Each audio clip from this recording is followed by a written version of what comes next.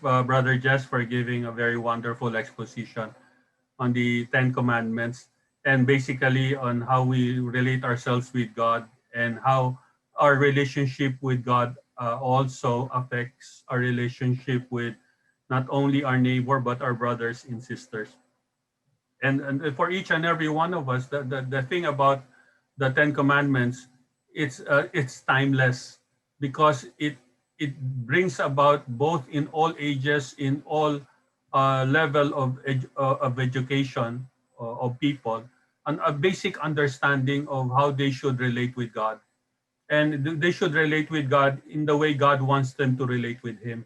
Sometimes when we bring ourselves into the faith, sometimes we define our faith depending on our own, depending on our own way of relating. That's the reason why we ended up with the Protestant, with the other Christian denomination, because we interpreted that based upon, our own way of understanding, our way of thinking. And that's the reason why the eternal truths that we practice based upon, what was handed on from Jesus to the apostles, to the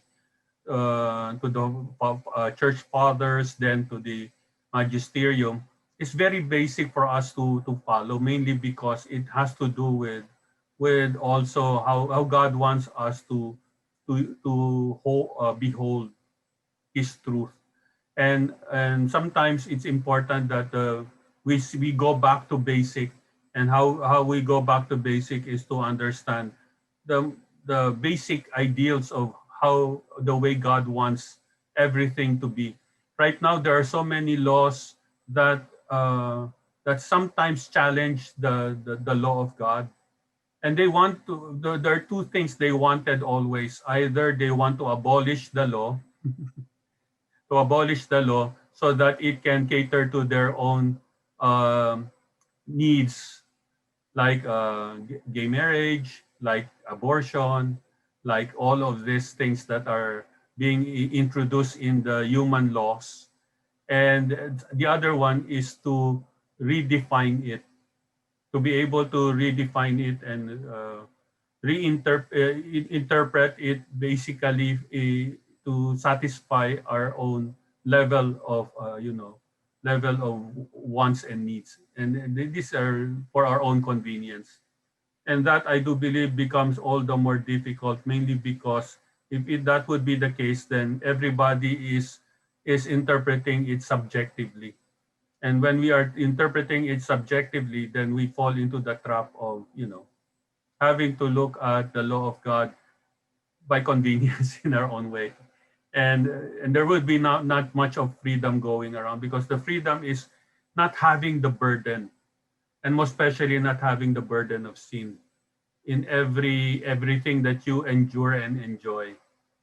Well, the law of God's love is for us to endure and enjoy outside the burden of sin.